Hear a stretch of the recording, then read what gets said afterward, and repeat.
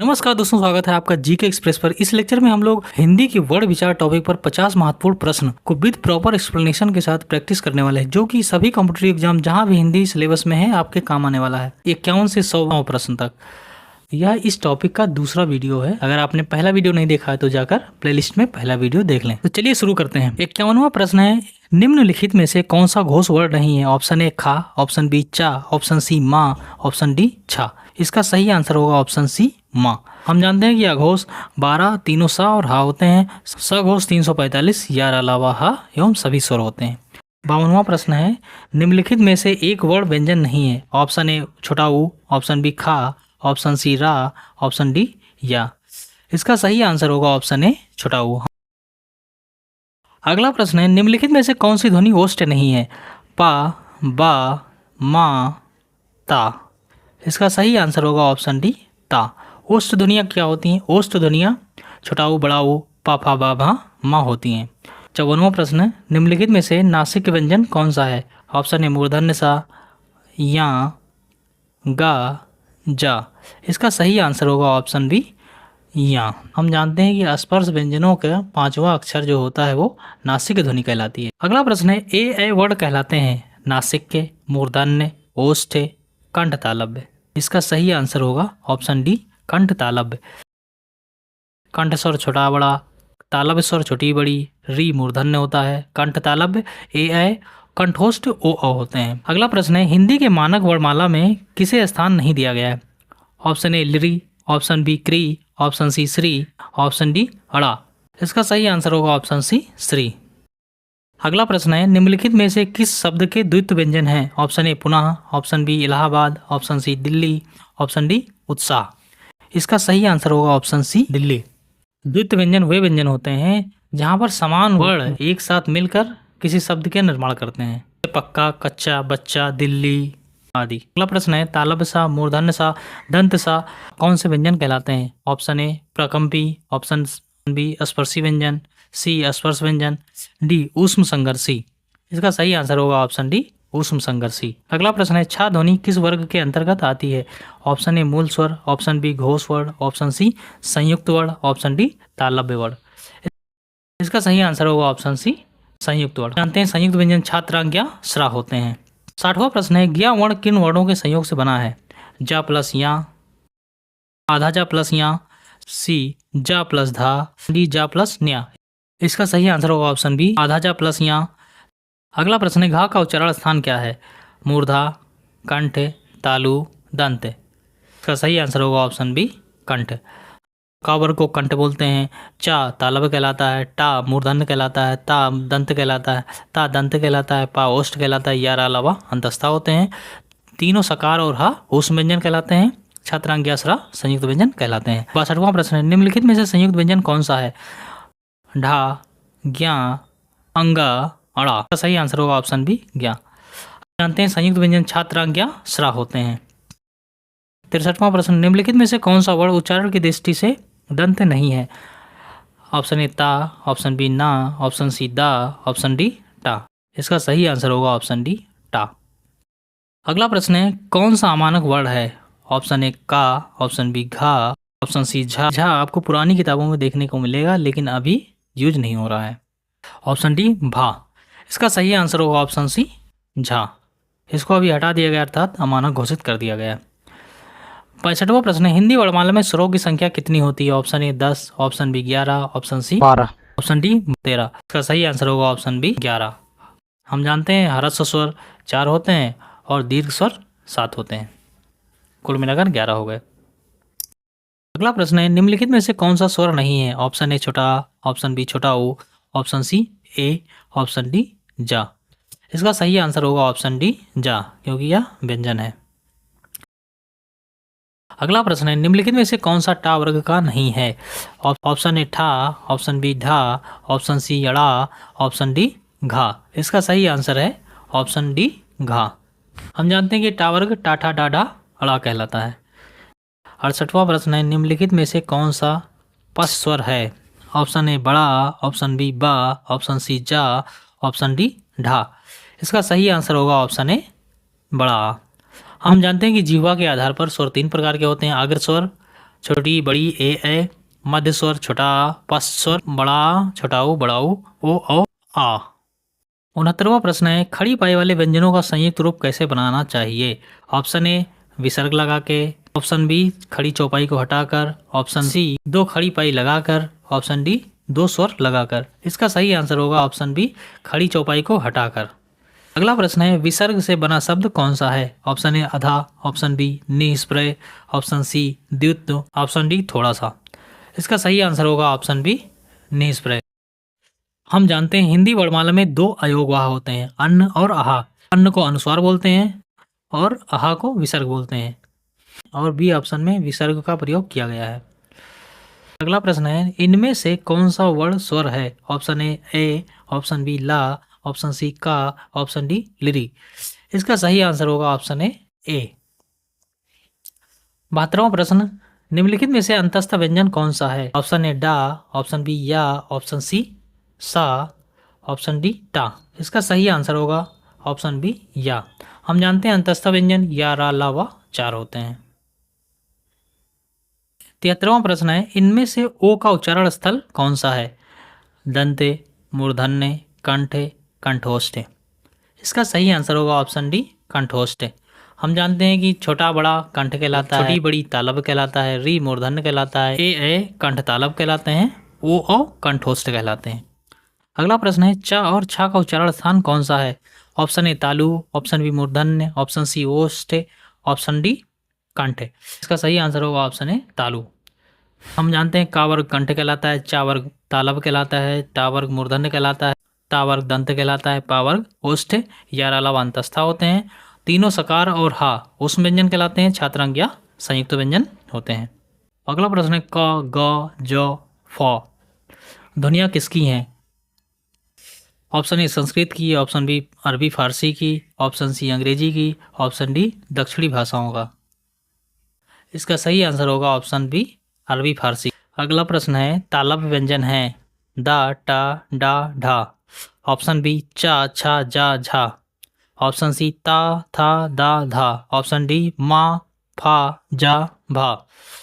इसका सही आंसर होगा ऑप्शन बी चा, छा, जा, झा।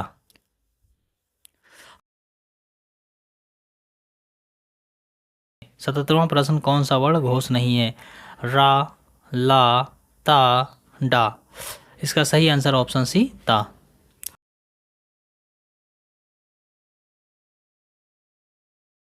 अगला प्रश्न है, किन ध्वनियों को अनुस्वार कहा जाता है? ऑप्शन ए स्वर के बाद आने वाली नासिक ध्वनियाँ, ऑप्शन बी स्वतंत्र रूप से उच्चरित ध्वनियाँ, ऑप्शन सी स्वर के साथ आने वाली ध्वनियाँ, ऑप्शन डी व्यंजन के साथ आने वाली ध्वनियाँ।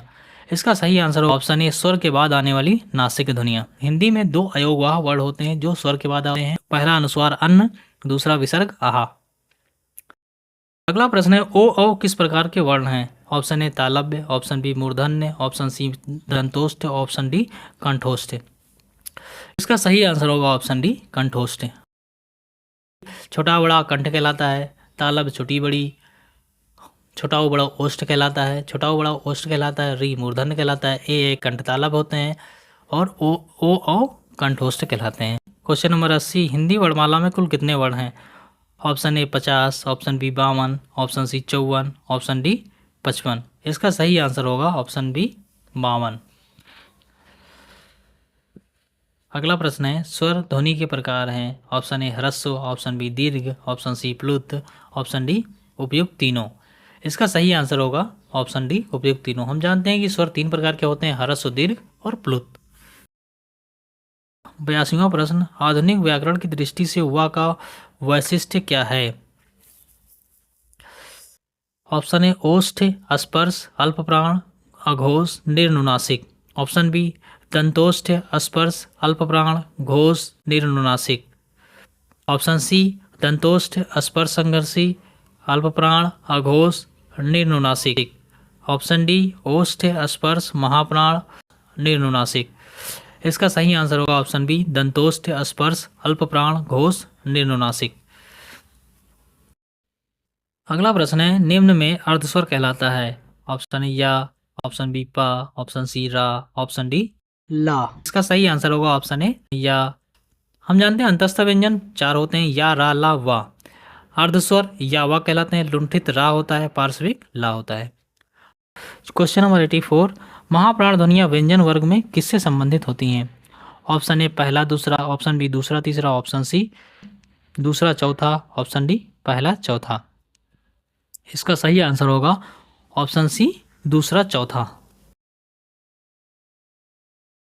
अगला प्रश्न है, भाषा की सार्थक लघुत्तम इकाई क्या है, अर्थात सबसे छोटी इकाई क्या है?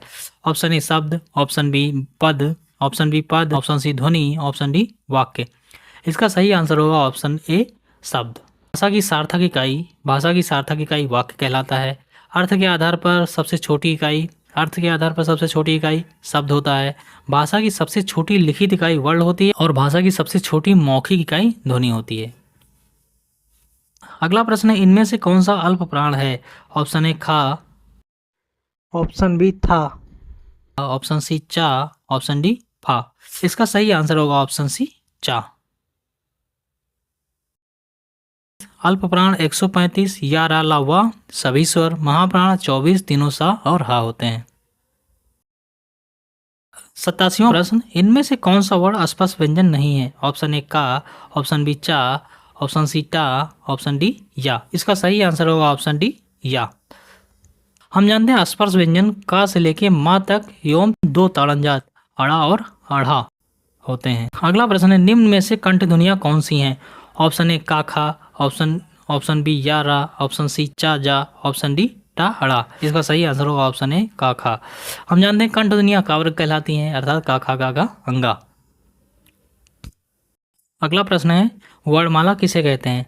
ऑप्शन ए शब्द समूह को, ऑप्शन बी वर्णों के संकलन को, ऑप्शन सी शब्द गणना को, ऑप्शन डी वर्णों के व्यवस्थित समूह को। इसका सही आंसर होगा ऑप्शन डी वर्णों के व्यवस्थित समूह को। नेक्स्ट क्वेश्चन, हिंदी की तालव्य सा ध्वनि है? मूर्धन्य, तालव्य, दंत्य, ओष्ठ। इसका सही आंसर होगा ऑप्शन बी तालव्य। तालव्य ध्वनियाँ छोटी बड़ी चा झा जा झा या और तालव्य सा होता है। अगला प्रश्न है, कौन वर्ण ओष्ठ नहीं है? ऑप्शन ए माँ, बा, बड़ा ऊ, बड़ा आ। इसका सही आंसर होगा ऑप्शन डी बड़ा आ। हम जानते हैं ओष्ठ वर्ण छोटा ऊ, बड़ा ऊ, पा फा बा भा माँ होते हैं। अगला प्रश्न है, अल्प प्राण ध्वनियों का समूह कौन सा है? ऑप्शन ए का खा गा, ऑप्शन बी चा जा या, ऑप्शन सी ता था दा, ऑप्शन डी टा ठा अड़ा। इसका सही आंसर होगा ऑप्शन बी चा जा या। हम जानते हैं अल्प प्राण 135 या रा ला वा एवं सभी स्वर, महाप्राण 24 तीनों सकार एवं हा होता है। क्वेश्चन नंबर 93, वर्ण शब्द का अर्थ नहीं है, रंग, जाति, आकाश, अक्षर। इसका सही आंसर होगा ऑप्शन सी आकाश। अगला प्रश्न, कौन सा वर्ण घोष नहीं है? ऑप्शन ए रा, ऑप्शन बी ता, ऑप्शन सी सा, ऑप्शन सी सा, ऑप्शन डी डा। इसका सही आंसर होगा ऑप्शन सी सा। हम जानते हैं अघोष 12 तीनों सा, सघोष 345 11 लावा हा एवं सभी स्वर। अगला प्रश्न है, किन ध्वनियों को अनुस्वार कहा जाता है? ऑप्शन ए स्वर के बाद आने वाली नासिक के ध्वनियाँ, ऑप्शन बी स्वतंत्र रूप से उच्चरित ध्वनियाँ, ऑप्शन सी स्वर के साथ आने वाली ध्वनियाँ, ऑप्शन डी व्यंजन के बाद आने वाली ध्वनियाँ। इसका सही आंसर होगा ऑप्शन ए स्वर के बाद आने वाली नासिक के ध्वनियाँ। अगला प्रश्न है, किस शब्द में री स्वर नहीं है? ऑप्शन ए कृपा, ऑप्शन बी कृष्ण, ऑप्शन सी दृष्टि, ऑप्शन डी आज। इसका सही आंसर होगा ऑप्शन डी आज। अगला प्रश्न है, निम्नलिखित में से दंत्य वर्ण नहीं है? ऑप्शन ए या, ऑप्शन बी चा, ता, छोटा ओ। इसका सही आंसर होगा ऑप्शन सी ता। अगला प्रश्न है, घा का उच्चारण स्थान कौन सा है? ऑप्शन ए मूर्धन्य, ऑप्शन बी कंठ, ऑप्शन सी तालु, ऑप्शन डी दंत। इसका सही आंसर होगा ऑप्शन बी कंठ। हम जानते हैं कावर कंठ कहलाता है, चा तालव्य, टा मूर्धन्य, ता दंत कहलाता है, पा ओष्ठ कहलाता है, या लवांतस्था व्यंजन होते हैं, तीनों सकार एवं हा ओष्ठ व्यंजन कहलाते हैं, और छात्रंग्या स्रा ये संयुक्त व्यंजन होते हैं। अगला प्रश्न है, निम्न में कौन महाप्राण वर्ण है? था, का, वा, चा। इसका सही आंसर होगा ऑप्शन ए था। हम जानते हैं अल्प प्राण 135 या अलावा एवं सभी स्वर, महाप्राण 24 तीनों साकार एवं हा। अगला प्रश्न है, हिंदी शब्दकोश में अन्न और आहा किस वर्ण के साथ आता है? ऑप्शन है औ, ऑप्शन बी छोटा आ, ऑप्शन सी आहा, ऑप्शन डी बड़ा आ। इसका सही आंसर होगा ऑप्शन डी बड़ा आ। हिंदी शब्दकोश, जैसे हम अंग्रेजी वर्णमाला को ABCD से लेके जेड तक क्रमशः लिखते हैं और डिक्शनरी में जब भी कुछ खोजना होता है तो ए से लेके जेड तक क्रमशः आ जाता है, उसी प्रकार हम जब हिंदी शब्दकोश की बात करते हैं तो यहाँ पर भी एक क्रम होता है। चलिए देख लेते हैं हिंदी वर्णों का शब्दकोश के अनुसार क्रम। इस क्रम में सबसे पहले अन्न आता है, उसके बाद औ आता है। औ मतलब जैसे हम आंख लिखना चाहते हैं तो ये मतलब बड़ा आ पर चांद की बिंदी का उपयोग, आहा, उसके बाद छोटा बड़ा, छोटी बड़ी, छोटा बड़ा, री, ए ओ औ होता है। का के बाद छा आता है, क्योंकि हम छा को लिखते कैसे हैं, आधा का प्लस मूर्धन्य सा, इसलिए का के बाद इसका क्रम आता है। खा, गा, घा, अंगा, फिर चा, छा, जा के बाद ज्ञा आता है, क्योंकि ज्ञा को आधा जा प्लस या लिखते हैं। उसके बाद झा, फिर या आता है। टा, ठा, डा, ढा, अड़ा, फिर ता के बाद त्रा आता है, क्योंकि हम त्रा को आधा ता और पूरा रा लिखते हैं। फिर था, दा, धा, ना, फिर पा, फा, बा, भा, मा, या फिर या, रा, ला, वा, लबसा। तालबसा के बाद स्रा आता है, क्योंकि हम स्रा को आधा तालबसा एवं रा लिखते हैं। उसके बाद मूर्धन्य सा, फिर दंत सा, फिर हा आता है। इस प्रकार हिंदी वर्णों का शब्दकोश के अनुसार क्रम होता है। बहुत बहुत धन्यवाद आप सभी का। अगर हमारा थोड़ा सा भी इफर्ट आपके लिए सकारात्मक लगता है तो कृपया इस वीडियो को शेयर करें, लाइक करें और हमारे चैनल को सब्सक्राइब करें। धन्यवाद।